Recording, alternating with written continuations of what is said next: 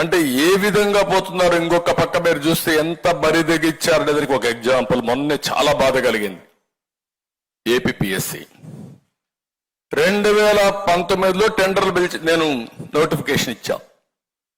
దాంట్లో deputy collectors and also డిఎస్పీల పోస్టుల కోసం అవన్నీ కూడా ప్రాసెస్ చేస్తే మామూలుగా ఇవన్నీ కూడా కంప్యూటర్తో కరెక్ట్ చేయకూడదు, మాన్యువల్గా చేయాలి.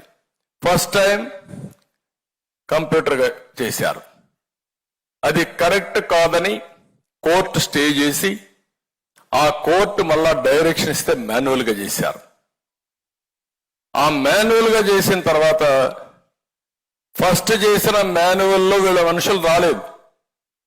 రాకపోతే వీళ్ళకి కావాల్సిన వాళ్ళు రావడానికి మళ్ళా సెకండ్ టైం చేయించారు. ఫస్ట్ టైం చేయించిన దానికి ఎవిడెన్సెస్ చాలా క్లియర్గా ఉన్నాయి. కర్నూలు నుంచి సెక్యూరిటీ తీసుకొచ్చారు, ఇక్కడుంటే కరెక్ట్ చేసేటప్పుడు భోజనాలు డబ్బులు ఇచ్చారు, ఎప్పటికప్పుడు సమీక్షలు చేశారు. ఇవన్నీ పెట్టడానికి ఒక కంప్యూటర్ కంపెనీకి ఎవాల్యుయేషన్ చేయడానికి, రికార్డ్ ఎస్టాబ్లిష్ చేయడానికి వాళ్ళకు కూడా డబ్బులు ఇచ్చారు, అన్ని చేశారు. ఇంత డాక్యుమెంటరీ ఎవిడెన్స్ ఉంటే ఆ డాక్యుమెంటరీ ఎవిడెన్స్ అంతా అవాయిడ్ చేసి మూడోసారి మళ్ళా చేపించాడు, మనుషులకి ఇచ్చి పోస్టింగ్స్ ఇచ్చేశారు. కోర్టులో 2 సార్లు రాంగ్ అఫిడవిట్ ఇచ్చారు. అంటే మీరు ఒకటి గుర్తుపెట్టుకోవాలి, అల్టిమేట్ గా ఏ వ్యక్తి అయినా సరే ఫైనల్ జడ్జిమెంట్ వచ్చేది కోర్టు ద్వారా వస్తుంది.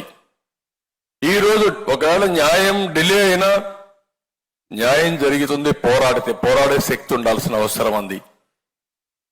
ఈరోజు అలాంటి కేసు చేస్తే ఇంతవరకు దానికి కూడా సమాధానం ఇప్పుడు కొత్తగా చెప్తున్నారు. మళ్ళీ